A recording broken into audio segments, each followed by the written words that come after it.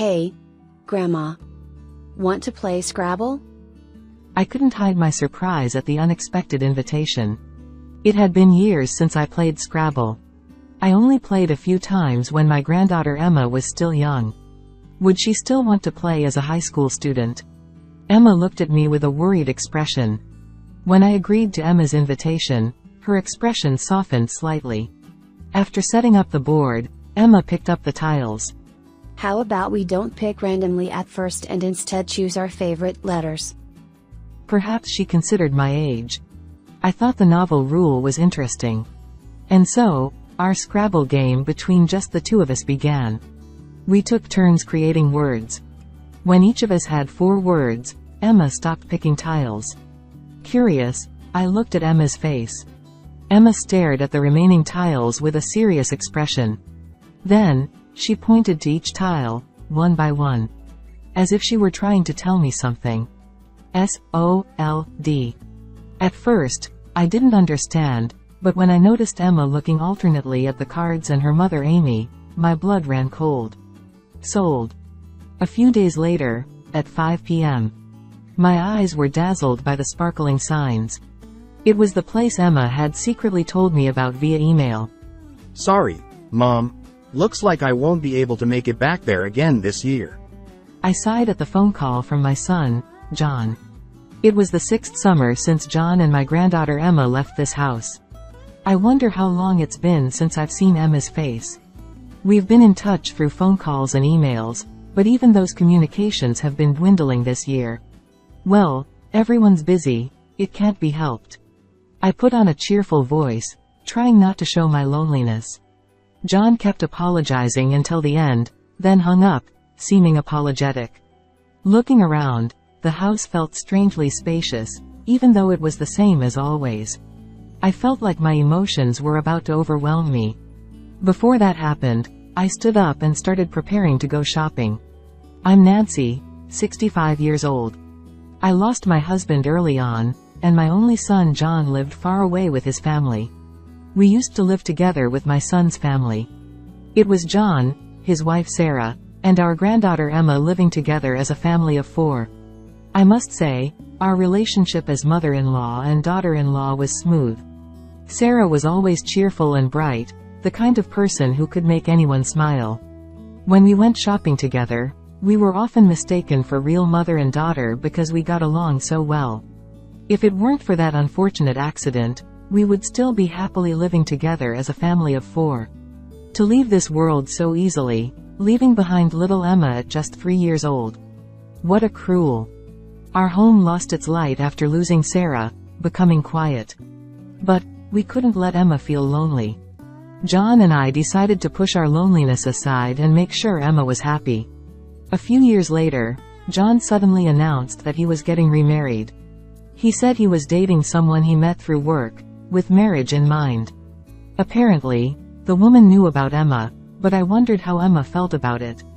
At the time, Emma was 10 years old. She was old enough to understand that her father was remarrying and that the new woman wouldn't be related to her by blood. Because I prioritized Emma's feelings, I had intended to ask John to give up remarriage if Emma objected. After conveying my feelings clearly, John brought his fiancée, Amy, home. Like Sarah, she was also a cheerful person. She talked to Emma and me without any hesitation, even though we were meeting for the first time. Emma, who was usually shy, was drawn into the conversation and seemed to enjoy it. After Amy left, I asked Emma for her honest opinion. If she becomes my mom, it seems like it'll be fun.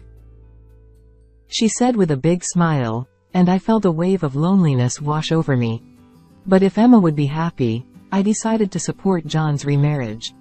Just then, John's transfer was decided, and they had to leave this house. On a moving day, Emma told me something. Grandma, even though we'll be apart, I'll make sure to keep in touch so you won't feel lonely. It seemed like Emma, who had always been with me, could see right through my loneliness. But I wouldn't worry an elementary school-aged granddaughter. I forced a smile and waved goodbye to Emma.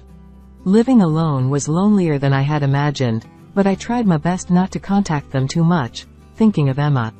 When I realized I couldn't see Emma or John, memories flooded back one after another. Being immersed in memories only made the loneliness worse. I had to keep the overflowing loneliness in check, so I finished my shopping. On my way back, I locked eyes with a kitten. Perhaps it was a stray cat. Thinking that its mother must be nearby anyway, I continued walking without paying much attention, but the kitten followed me while meowing. "You should go home soon too. Your mother is waiting for you." I glanced back and spoke as I kept walking, but the kitten ended up following me to my house. In the sweltering heat, the kitten looked up at me with watery eyes. I couldn't escape that gaze. The days I spent alone suddenly changed thanks to the arrival of the kitten. Strangely, the cat didn't run away and seemed to relax as if it had been living with me for a long time. As summer came to an end and the sound of insects filled the air, I found myself unable to part from the kitten. Watching its adorable figure, I couldn't help but think of Emma when she was still small. And then, I started to worry when I didn't receive a reply to the email I sent to Emma the other day. Until she entered high school, Emma and I used to exchange personal emails and phone calls, but recently, the lack of response has been increasing. I thought maybe entering high school had changed her routine, but somehow, I had a feeling of unease. I tried calling her directly, but the ringing tone echoed emptily. I considered contacting John. But then I remembered he mentioned he was going on a business trip overseas in our last phone call. I couldn't unnecessarily worry him, and I didn't want to inconvenience Amy by calling their home. What should I do? I muttered softly to myself, and the kitten reacted. The cat, which had been lying on a cushion by the window, suddenly came up to me and looked up at me. With the same watery eyes as the day it followed me home, it seemed to be pleading with me. As I gazed into those eyes, as if they were trying to tell me something, it struck me. I would quietly go check on Emma's situation. Sensing my idea, the cat curled up on the cushion again. The city where Emma and her family lived was about a 2-hour train ride from where I was. I predicted the time Emma would come home from school and get on the train. My heart was pounding for some reason. What excuse would I make if I got caught? Should I just go and meet her normally? While pondering these thoughts, I gazed out the window at the scenery passing by. I arrived at the nearest station and checked the map. I've known where Emma's family has lived, but I've never actually been there. Feeling somewhat like a detective, I walked around while glancing around. The unfamiliar streets and the different actions from my usual routine. Before I knew it, I realized I was actually enjoying myself. I was supposed to have come to check on Emma out of concern. Tightening my resolve, I eventually reached the house where Emma and her family has lived. I passed by the house once and stopped at the nearest corner. I had come here on impulse, but now I felt a sudden panic realizing there was nowhere to hide.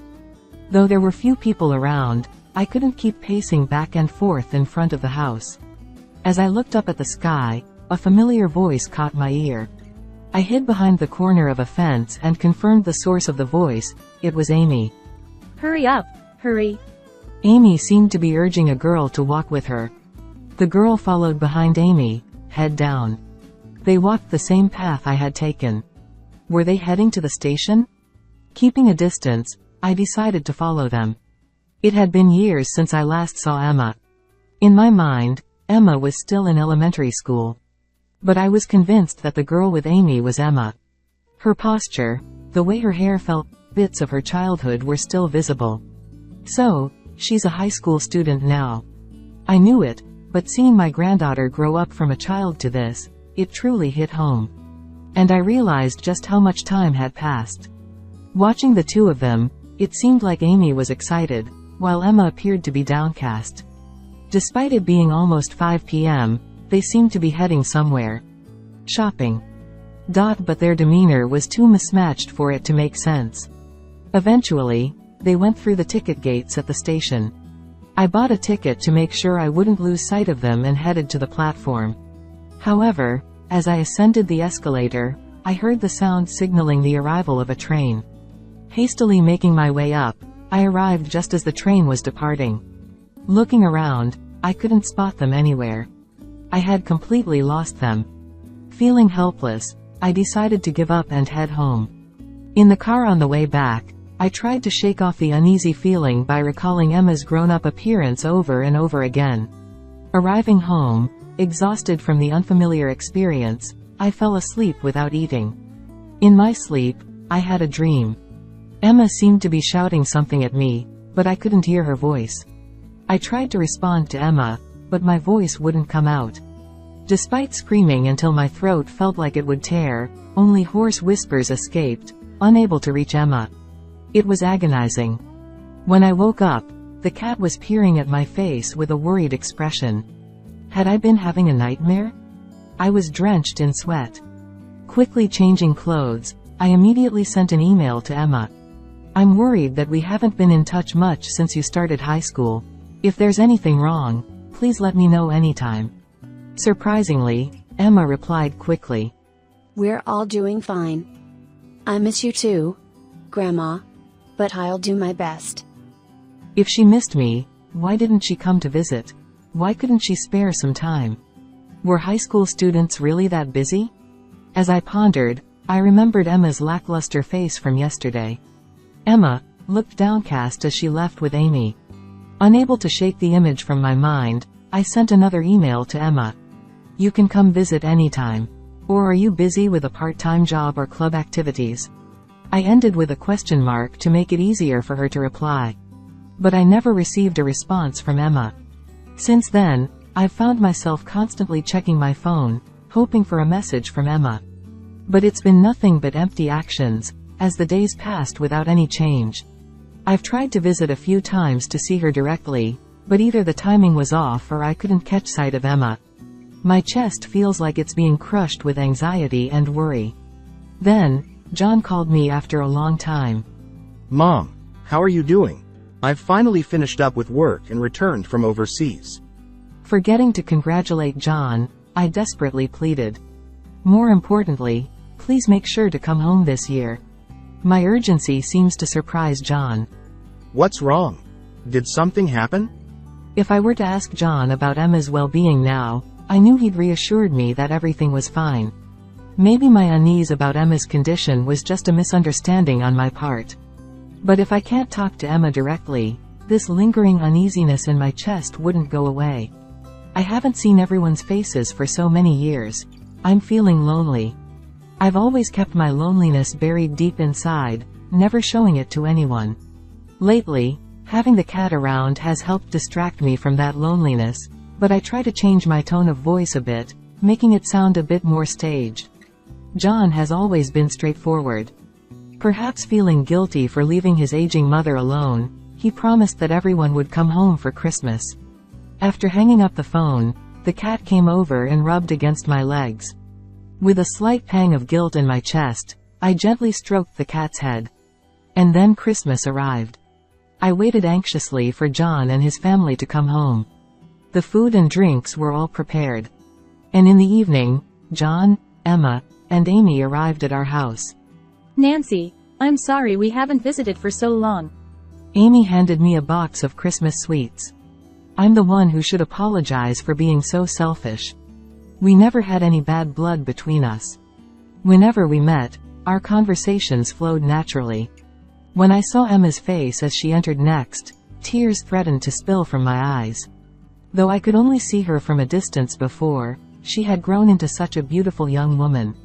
Seeing firsthand how much Emma had grown since she left home at the age of 10 was enough to make me feel content. Grandma, I'm sorry I couldn't reply to your emails. I wanted to hug Emma as she apologized with her head down, but I held back. It's okay. Just seeing your happy face here makes me happy. Then I gently nudged Emma forward and urged her to enter the living room. As soon as my hand touched Emma's, she flinched slightly. In that moment of reuniting after such a long time, I wondered if I had been too familiar, but Emma didn't seem particularly conscious of it. Oh, there's a cat. Emma, come see. As Amy's voice echoed from the living room, Emma hurriedly walked down the hallway. While John and the others played with the cat, I prepared some tea. I can't believe Mom has a cat now. Come to think of it, I recalled how John had always opposed having pets whenever he mentioned wanting one in the past. As we chatted about trivial matters, I noticed Amy whispering something to Emma. Reluctantly, Amy handed her phone to Emma from her bag. I'm going to the convenience store real quick. With those words, Emma grabbed her phone and headed outside. Amy muttered in a voice louder than intended. Even though we're here for a family visit. Well, I guess it's boring for a high schooler to just sit around in the countryside. I replied, trying not to make Amy feel uncomfortable, as I set the tea on the living room table. After chatting for a while, Emma returned. Emma, I'll hold on to your phone. Since you finally got to see Grandma after a long time, why not have a nice chat? I was about to protest, but Emma handed her phone to Amy without any resistance. She glanced briefly at me, but as I smiled at her, she looked away. John, seemingly oblivious, chuckled while watching a TV special. However, the idea of a mother holding her high school daughter's phone felt odd. Suspicious, I pretended to prepare dinner while discreetly checking my phone. Then, I received a message from Emma. Mom has been managing my phone, so I have very little free time to use it. That's why I couldn't reply. Glancing at Emma, who appeared absent-minded next to John and Amy, who were watching TV and laughing, her expression was so lackluster that it seemed as if she had lost her spirit. I wondered what I could do for Emma. Perhaps managing her phone was Amy's way of parenting, and I couldn't intervene abruptly. Despite considering various options, I found myself unable to do anything as we welcomed Christmas. The next day, as we welcomed Christmas, John and Amy were drinking alcohol from the morning. Snacking on the dishes I made, it seemed like the alcohol was starting to affect them. In the midst of this, Emma approached me. Hey, Grandma. Want to play Scrabble? I couldn't hide my surprise at the unexpected invitation. Scrabble? It had been years since we last played. We had only played a few times when Emma was still young. Did she still want to play now that she was in high school? Emma looked at me with a hint of uncertainty. Sure. Since we don't have much else to do, let's play together. Emma's expression softened slightly when I accepted her invitation. There should be Scrabble somewhere we used in the past. I retrieved it from the closet, and we both laughed. This brings back memories. After setting up the board, Emma picked up the tiles.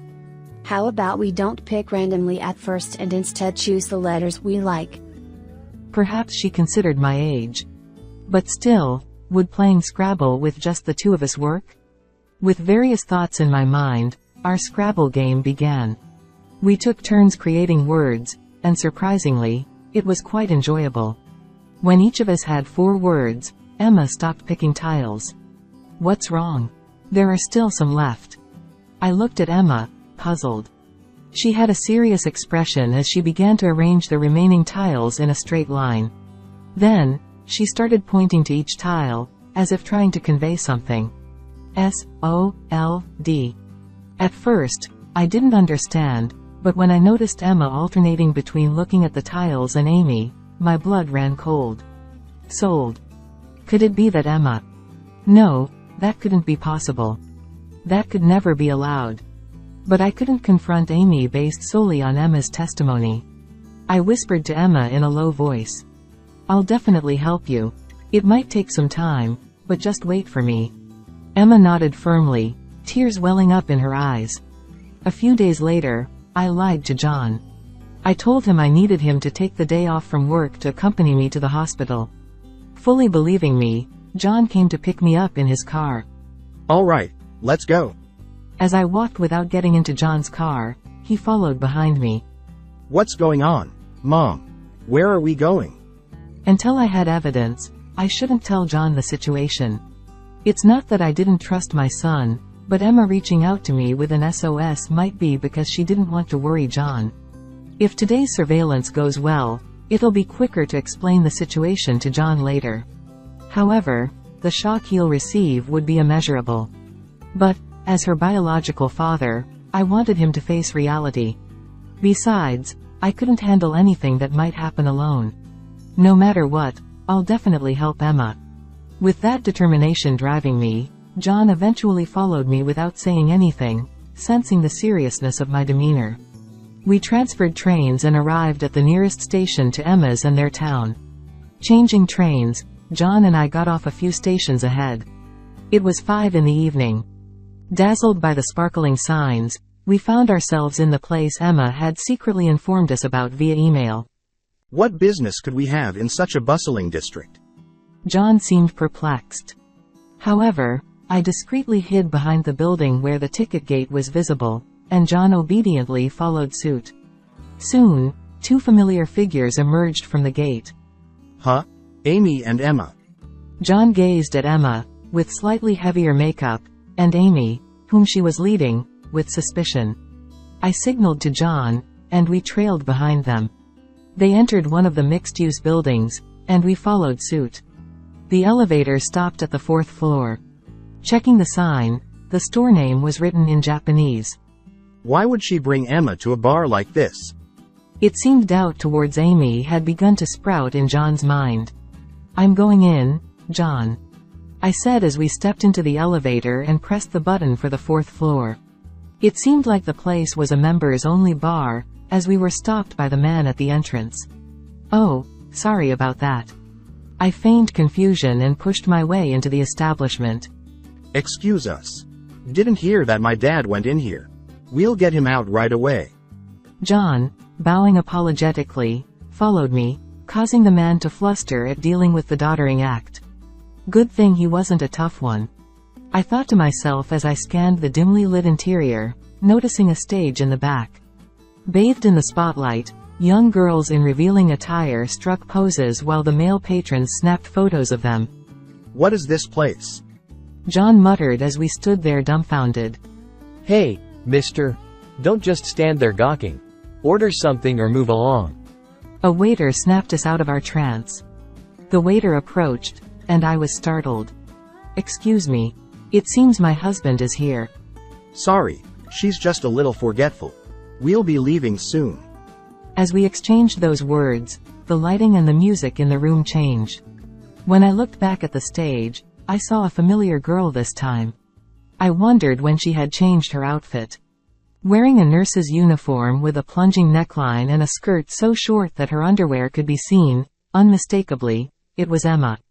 Cheers erupted from the men, and flashes from cameras filled the air. Amidst all that, her face showed clear signs of discomfort. "What is this?" Anger trembled through my body. John, too, gritted his teeth in frustration. But we couldn't contain those emotions. Straightening my back, I stormed onto the stage, grabbed Emma's hand, and headed towards the exit of the store. The customers were taken aback by the sudden intruder. "Hey, you can't do that, ma'am." The waiter forcefully restrained me. Then John, who had remained silent, spoke up. This is clearly a brothel, but are you employing high school students here? The waiter's demeanor shifted. I work in legal affairs, you see. I have plenty of acquaintances in the police force. John continued. The hand restraining me loosened. This girl is my daughter. You are having fun, aren't you? Should I sue every customer here? John's voice reverberated throughout the store. One by one, male customers began fleeing the establishment. In the midst of this, Amy emerged from the back of the shop. "Oh well, it was such a lucrative gig," she said lazily, cigarette dangling from her lips. She sounded indifferent, a stark contrast to her usual lively self. However, I couldn't be deterred by such things. This is no way to treat high school students. I glared at Amy, but she just smirked and chuckled dismissively. "It's just a part-time job, isn't it?" There wasn't a trace of remorse in her demeanor. Suddenly, Emma, trembling in John's coat and arms, stood up and shouted. It's not just a job. You were taking all the money, weren't you? I never received a single penny. With tears in her eyes, Emma glared at Amy. What's going on, Amy? Placing a hand on Emma's shoulder, John calmly inquired. He seemed unable to believe that his wife could exploit their daughter. His voice sounded like he was seeking some last shred of redemption. But Amy further trampled on John's feelings. "Even Emma enjoyed being looked at by men older than you, right?" I felt like my head might explode. Just as I was about to lunge at her, John stepped in front of me and declared to Amy, "We're getting a divorce." He then urged Emma and me to leave, and we exited the shop. As we walked away from the store, Amy watched us with a smile, but there was a faint twist to her lips. I made Emma a hot milk with plenty of honey as she returned to my house. Somehow, the cat had curled up next to Emma. With the warmth of the hot milk and the cat, Emma seemed to relax. Thank you, Grandma. Emma, who had been forcing a smile, eventually broke down in tears as if a dam had burst. I hugged her tightly, gently rubbing her back. And so the night grew late. A few days later, John packed up his and Emma's belongings and moved into my house. Surprisingly, despite appearing relaxed at the time, Amy was reluctant to divorce. She repeatedly called our house, saying things like, I was just tempted by the easy money. I'll change my ways from now on, so please forgive me. Appealing to me and John, but she never apologized to Emma. Most likely, she was being manipulated by the owner of that establishment. Neither John nor I paid her any attention. Eventually, through a lawyer acquaintance of John's, their divorce was finalized. It seems Amy had been arranging other girls besides Emma at that brothel. She's facing charges not just from us but also from other girls and their parents for coercion into unsuitable work for high school girls. All of this is what we heard from the lawyer. More than anything else, I'm concerned about Emma's emotional wounds. Though her expressions had become more varied over time, I wondered if she was truly okay.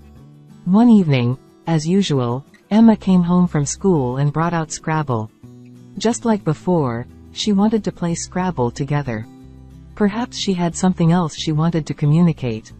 Once again, we chose her favorite tiles first, and the game began. Then, 7 words were formed. Emma silently lined up the tiles. I followed each tile with my eyes. A, L, R, I, G, H, T. When I looked at Emma's face, there was the same smile as when she was a child. A tear streamed down my cheek.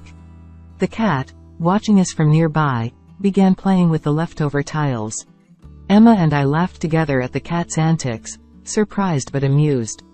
From then on, whenever something happened, we played word games with Scrabble. The cat, now grown, watched over us from a distance.